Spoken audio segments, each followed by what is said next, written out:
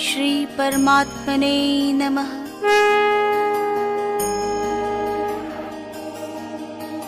अर्जुन बोले, हे जनार्दन, यदि आप यह मानते हैं कि कर्म से श्रेष्ठ ज्ञान है, तो फिर आप मुझे इस भयंकर कर्म में क्यों लगाते हैं? आपके दुविधापूर्ण वाक्य से मेरी बुद्धि मोहित सी हो रही है। अतः आप निश्चित रूप से उस एक मार्ग को कहिए जिससे मैं परम श्रेय को प्राप्त कर सकूं। श्री भगवान बोले, हे अनघ, इस लोक में 2 प्रकार की निष्ठा मेरे द्वारा पहले कही गई है। उनमें ज्ञानियों की निष्ठा ज्ञान योग से और योगियों की निष्ठा कर्म योग से होती है। मनुष्य न तो कर्मों को आरंभ किए बिना निष्कर्मता को प्राप्त होता है और न ही कर्मों के त्याग मात्र से सिद्धि को प्राप्त होता है। कोई भी पुरुष किसी क्षण बिना कर्म किए नहीं रह सकता, क्योंकि प्रकृति से उत्पन्न गुणों के द्वारा परवश हुए सभी पुरुषों से कर्म करवा लिया जाता है। जो मूर्ख पुरुष कर्मेंद्रियों को हठ पूर्वक रोक कर मन से इंद्रियों के भोगों का चिंतन करता रहता है, वह मिथ्याचारी कहा जाता है। हे अर्जुन, जो मनुष्य मन से इंद्रियों को वश में करके आसक्ति रहित होकर समस्त इंद्रियों के द्वारा कर्म योग का आचरण करता है, वही श्रेष्ठ है। तू नियत किए हुए श्रेष्ठ कर्म कर, क्योंकि कर्म के न करने की अपेक्षा से कर्म करना श्रेष्ठ है। अतः कर्म न करने से तेरा शरीर निर्वाह भी सिद्ध नहीं होगा। हे कौन्तेय, यज्ञ के लिए किए जाने वाले कर्म के अतिरिक्त अन्य कर्म में प्रवृत्त हुआ यह पुरुष जगत बंधनों में बंध जाता है। इसलिए आसक्ति रहित होकर यज्ञ के निमित्त ही कर्म का अच्छा आचरण कर।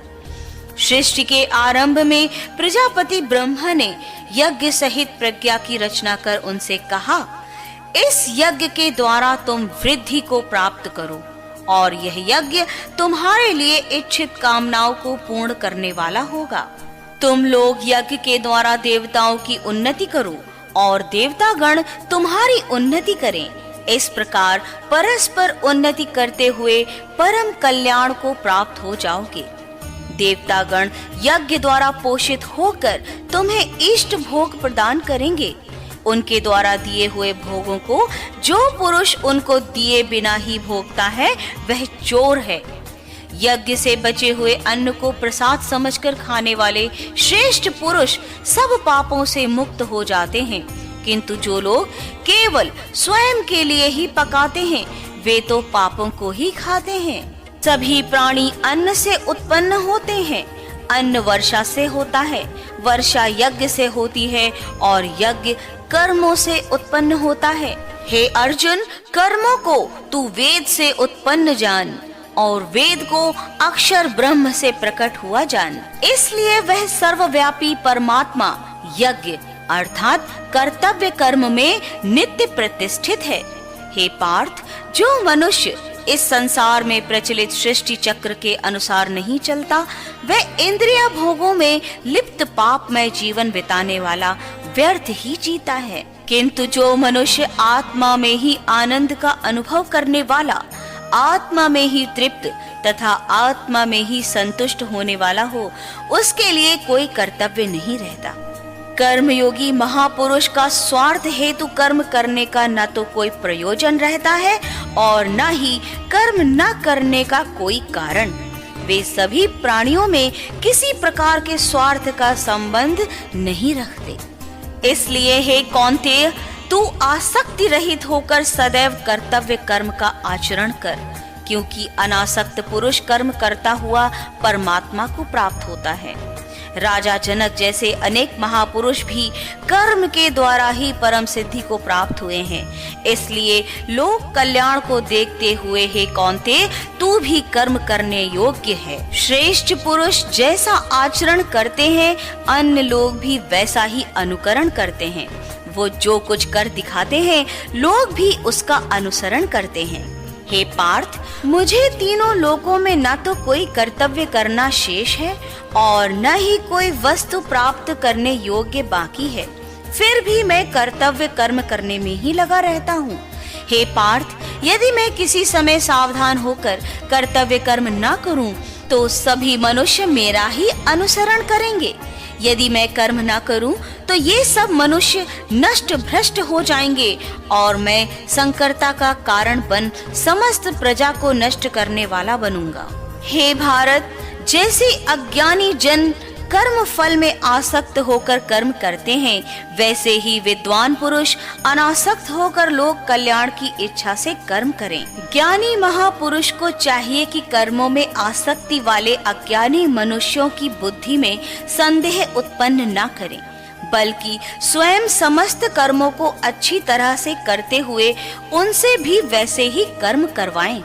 सारे कर्म प्रकृति के गुणों द्वारा किए जाते हैं, परंतु अहंकारी और अज्ञानी मनुष्य मैं ही करता हूँ ऐसा मान लेता है।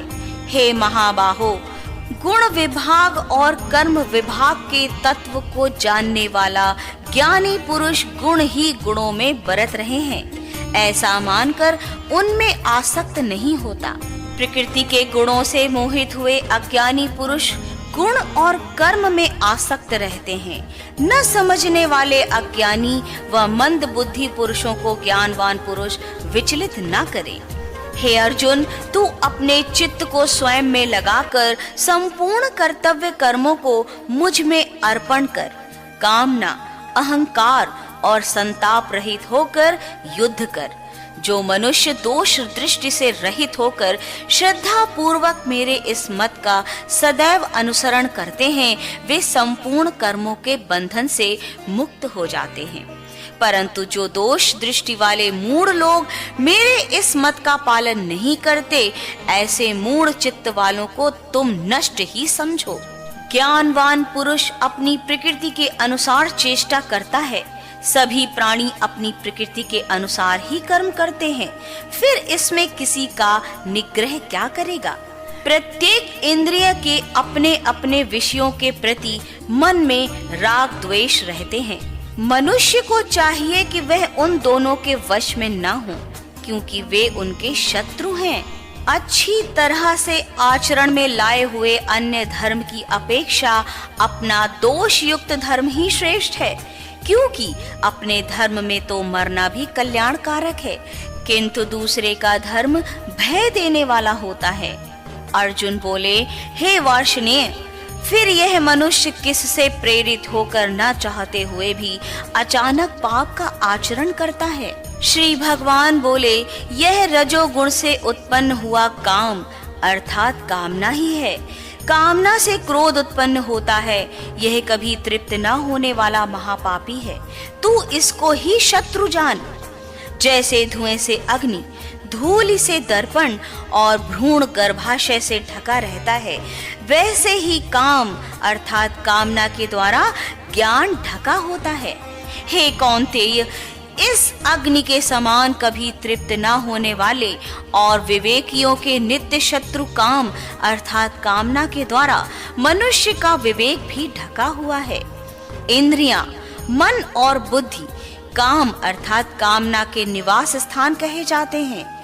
इन्हीं के द्वारा ये ज्ञान को ढककर देही पुरुष को मोहित कर लेते हैं। इसलिए हे कौन्तेय, तुम पहले इंद्रियों को वश में करके ज्ञान और विज्ञान का नाश करने वाले इस काम रूप महान पापी को नष्ट करो। कर्मेंद्रियां स्थूल शरीर से श्रेष्ठ हैं, इंद्रियों से श्रेष्ठ मन है तथा मन से अधिक श्रेष्ठ बुद्धि है और बुद्धि से भी उच्च आत्मा है।